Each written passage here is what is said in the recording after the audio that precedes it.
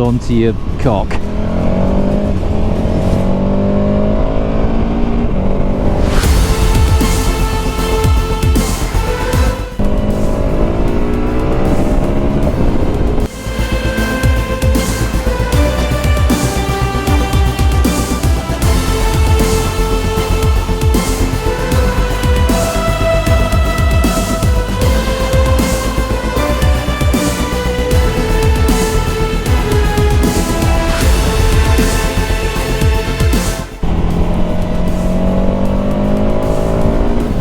Yes, yes, yes! Woo!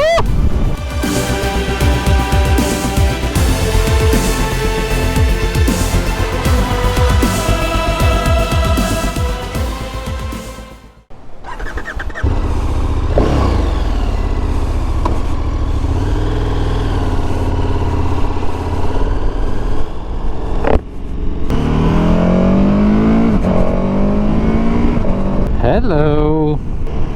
Hey guys, welcome back to the channel. Now in this episode I'm going to be taking a look at a slightly different bike. My Super Duke R has gone in for service and I've taken the new for 2021 the KTM Super Adventure S. Now I've got this bike for a couple of days, so if you're interested to see what I think about it, then stay tuned and I will see you in a second.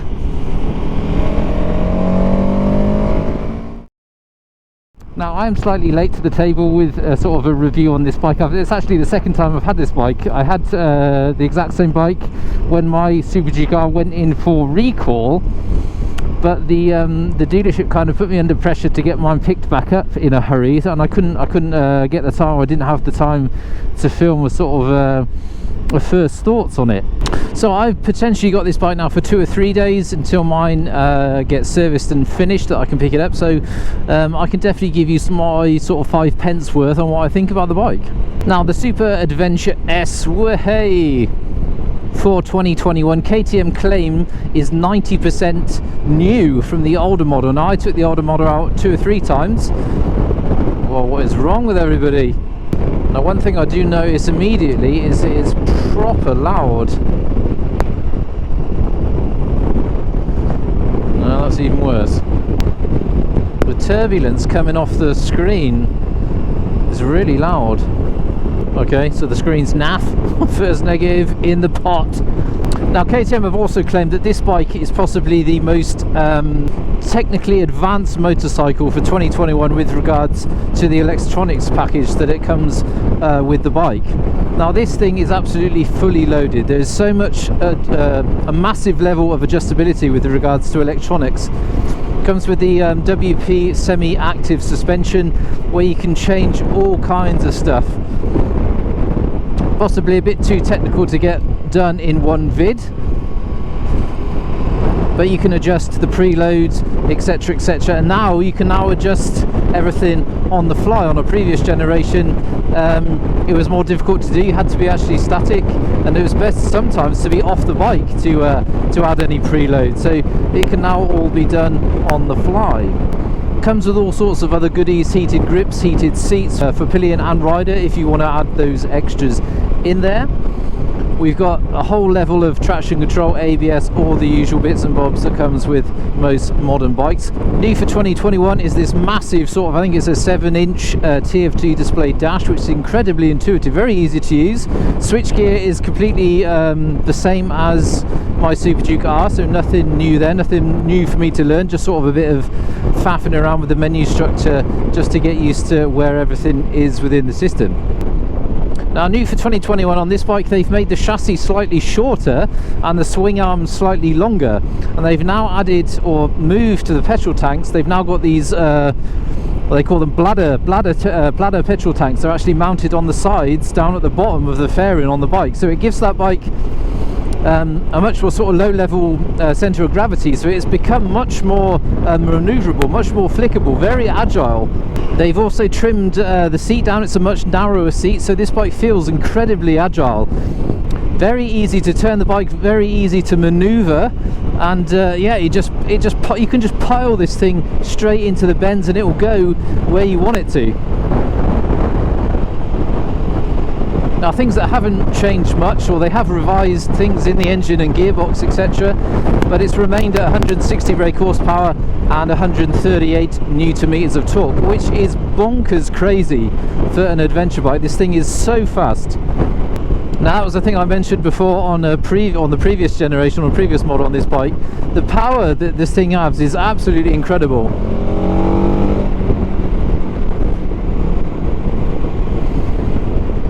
And it doesn't feel like you're riding an adventure bike. It just feels like, I don't know, it feels, obviously the seating position feels very much adventure bike orientated, but the fun factor of this bike, the power of this thing is absolutely insane.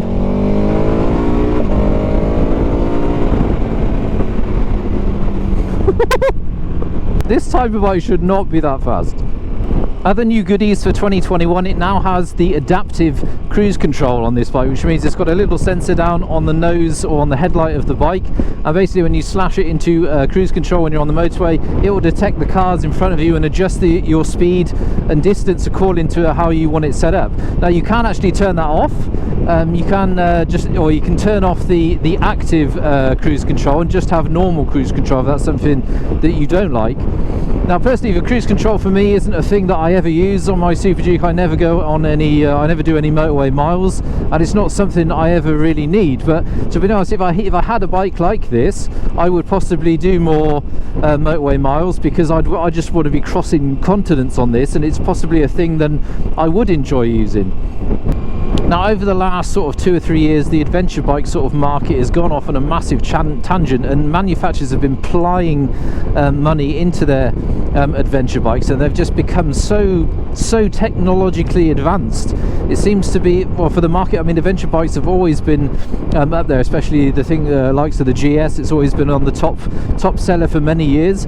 Now, adventure bikes, people are getting more into them, and now because they're heavily sort of, I don't know, smashing money into the sports side of things. The adventure bikes, I mean, for the older gentleman, the adventure bike used to be sort of more of a popular bike. But now, for people like me that are sort of knocking on the door of 40, eventually at some point, you know, I'm going to be going away from super nakeds. Maybe possibility of thinking about at some point, not saying anytime soon, but the adventure bike could possibly be on the cards. Then it would be something like this because of the sportiness of it. It's an absolute armchair to ride. You could ride it pretty much days on end without an issue, and but you can still wallop it through a set of bends and have great fun with it. I didn't actually check what tyres this bike comes with. I can put that up on screen or check that out for you in a second.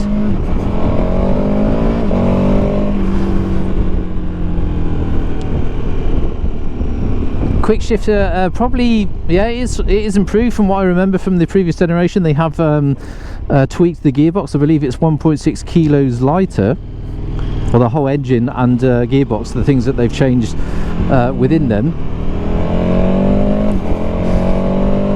Now, it's not inline 4 quick shifter smooth, but it is very smooth, very precise, very positive feedback on the gear lever, so thumbs up with regards to the new quick shifter. Needless to say, you can turn that on and off as you so wish in the menu structure. Probably not going to go through too much on the menus. Probably have a bit up on screen of what you can look at and what you can check out while you're in the menu structure itself. So on the screen here, I don't know if you can see, you've got all your sort of relevant information that you might need to know. Your suspension is set up in street mode. The preload is at 40%. Traction control is on, and ABS is in road. Now you can change obviously all of that, as I said, on the fly. No need to stop and do any of that business anymore, so that is cool. All your other business, your fuel gauge, rev counter, temperature, outside temperature, clock, trips and odometer, but I'm sure you can probably tweak that to how you want it. Now, also new for 2021 on the semi-active WP suspension, it now comes with active dive, which means that when you smash on the anchors, it cuts down, it stops that initial dive when you go in hard on the anchors, and especially if you've got a Doris on the back. Well, that sounds incredibly disrespectful. If you've got your good lady on the back, she will then stop smashing you in the helmet. I am digging myself a bigger hole. Now you've seen before the screen can be adjusted on the fly with either hand, left or right. There's a knob on both sides. But as I said, I do find it pretty loud in its low position or the up position. Doesn't really, it's loudest when it's further down. Not that I'm getting any buffeting on the helmet, but I can hear all the turbulent air in and around, or up and around the helmet. It's incredibly loud, so that's a bit of a bummer. 12-volt socket here at the front to charge whatever you wish. And there is a little cool cubby hole at the front here where I've actually got the keyless, or the key for the keyless ride, and in there you can put your phone. There's a little USB charging socket on the inside, so you can charge your telephone on the fly, which is a nice touch. Yeah, what else have we got on board? Same on the Super Duke R. You've got a button on the right hand switch gear which gives you your custom 1 and 2 menu switch. Now basically that's just a switch that you can put 2 custom or 2 favorites into if you like. You can put whatever you want on there. So on mine I normally have custom 1 or C1. I normally have like heated grips. On this one you could probably put heated grips, heated seat on, and C2, I don't know, whatever you wanted to. You can put in a favourites or a shortcut to your riding modes or to your suspension settings. Whatever you want, you can smash into the favourites button or the custom button. With regards to comfort, I mean, it's a nice seating position. I've never been a fan of adventure bikes for the seating position. Just I feel like the bike is taking me for a ride. I don't feel like I'm riding it. I just feel like I'm along for the ride. I'm sat on the thing. You know, I like a bit of front end feel. I like to be over the front slightly, but yeah, I don't know, that's just a personal thing. But comfort wise, nice sort of seating position. The seat is okay. Now I've always been of the opinion that KTM purposely put on the shittiest stock seat that they can put on there, which encourages people to go into the power parts shop and buy their comfort seats. Now as stock seats go on the Super Adventure S, it's okay, not the best, but yeah, only time would tell. I mean, I can't obviously give you a bit of a more in-depth opinion on the comfort of the seat, because I'm not going to have the bike for long enough to really sort of benefit from that, where you're going to be riding the bike all day, say 300 or 400 k's, where you would really tell how comfort it is. But sort of a slight knee bend, it's not that. I would have said it's a slightly more sporty adventure bike position.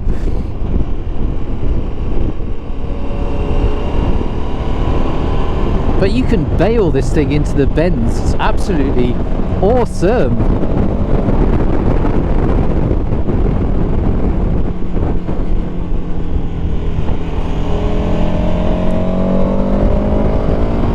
Well, that is a negative for me. It is loud. The wind is cracking around my around my helmet.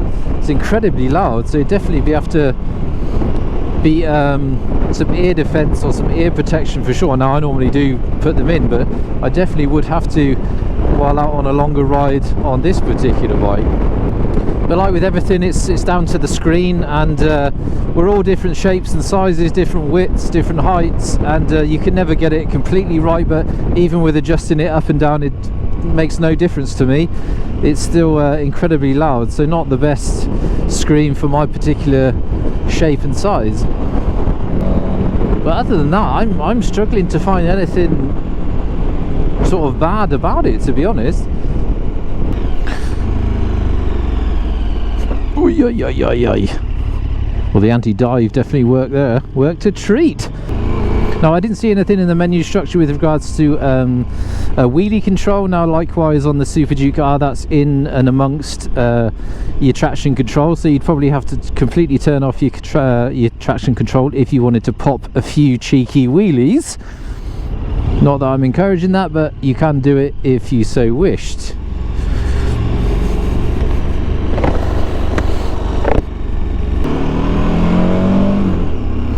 Got a quite a meaty sound to it still. The stock cans is fairly enormous, but they generally tend to be on adventure bikes, but it has got a nice sort of typical KTM growl to it.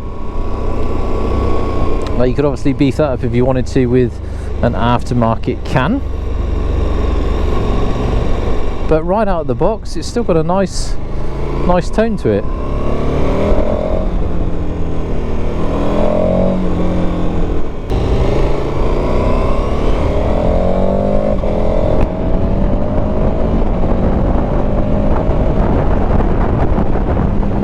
where you can get a right lick on this thing. You can be doing naughty speeds in the blink of an eye.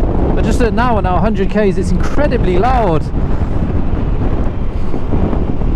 Now, before any of you say, no, it's not my helmet, I use this helmet on my Super Duke R, and it is quite a quiet helmet, but it is absolutely banging around the sides of my helmet, the air. It's pretty terrible. So I would definitely have to look into some sort of different screen if I was to own this.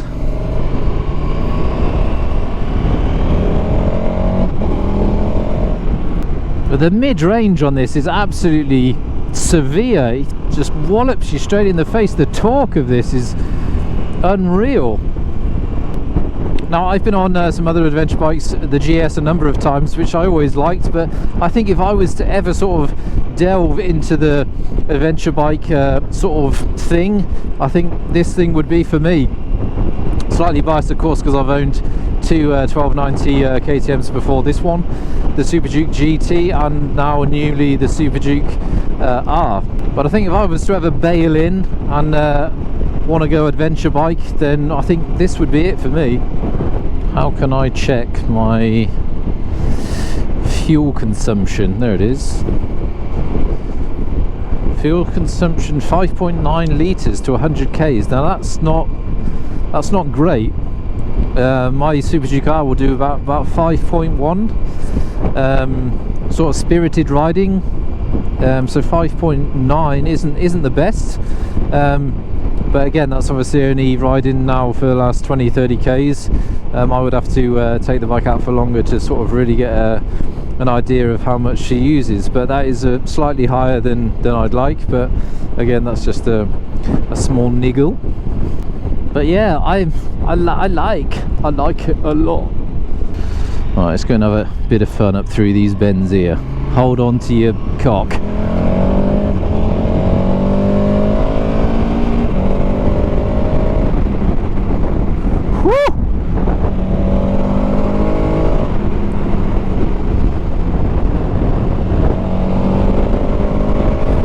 Absolutely mental power.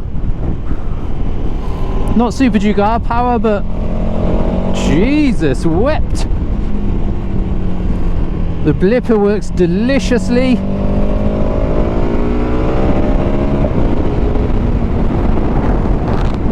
Well, that was the Rozzers. Whoopsie.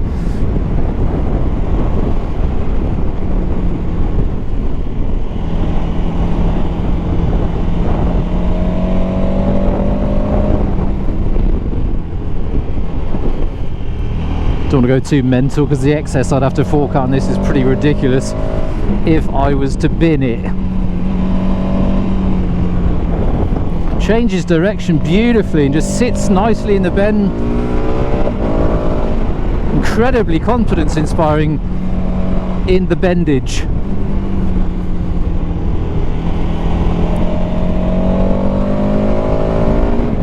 Yes, yes, yes!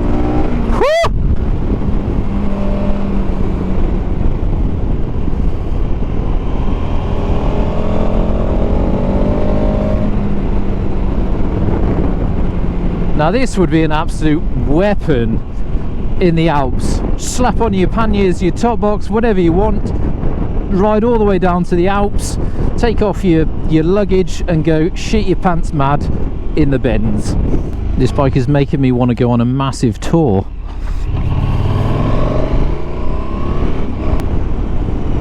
So easy to ride this.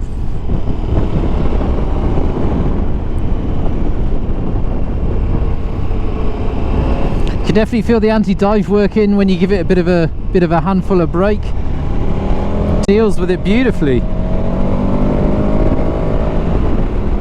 See the screen changing there into the nighttime mode as you get into sort of shaded, darker areas. Very nice.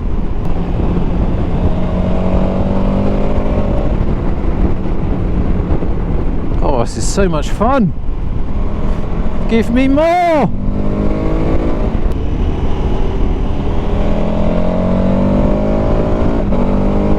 Dodgy junction.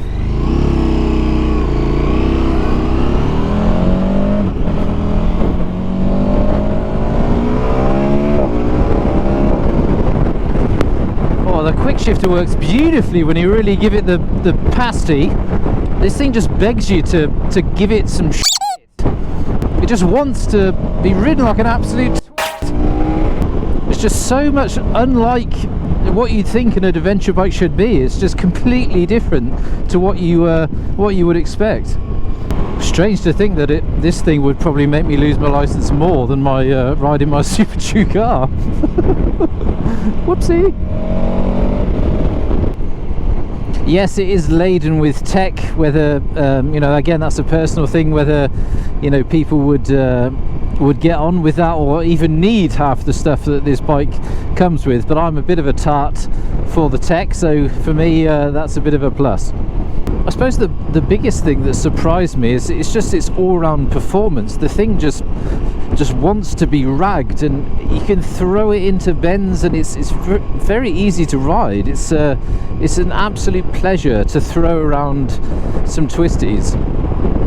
And plus the bonkers power, 160 brake horsepower, and it's not overpowering. It's not something, I wouldn't say it's got too much power, not at all. A good usable amount of power. Lovely bottom end and mid range. I didn't really get it all the way up to the top of the range, but yeah, you don't need to. That grunt is just all down low, beautifully usable, beautifully smooth as well. For a thumpy twin, you know, KTM's over the years have been renowned for being a bit lumpy down at the bottom end, but this is beautiful. This is so smooth. What the oh, okay, give you that one, pal. Nearly piled in. I suppose also it comes down to would I actually buy this bike? Would I spend the money and buy the Super Adventure Ash? Well, the answer is yes, I would. I would definitely buy this bike if I was in the market for an adventure bike. Not to say that I'm going to bin off my Super Duke car and get something like this, but it's now in my mind that if I ever do want to sort of go a bit adventure bike orientated, if you know, you get old and knackered, this would be something that I gladly would buy. Maybe in a few years' time, this could be something, a bike that I would look at if I was to go all soppy and get myself an adventure bike. But to be honest, I've been watching a lot of stuff online on YouTube. I've been watching a lot of sort of adventure bike riders, and it's becoming more appealing to me. So yeah, it's definitely not out of the question to own something like this, but as I said, not quite ready for one as yet. Come on, pal. So that is pretty much it for this episode. That was my sort of 5 pence worth on the 2021 KTM Super Adventure S. Hopefully it's been of interest to you. Hopefully you liked it. I definitely did like this bike. If you did like the video, then be sure to leave me a thumbs up down below, or leave me a dirty thumbs down if you thought it was absolute pants. Feel free to leave any questions, comments or queries down in the comment section below if I've forgotten to mention anything that you would like to know about this machine. Again, massive thank you to you lovelies over on the Patreon page who support the channel. If that's something you're interested in doing, links are in the description below. It's very, very much appreciated if you'd like to jump on board. But until next time, I will see you in the next one. Catch you later.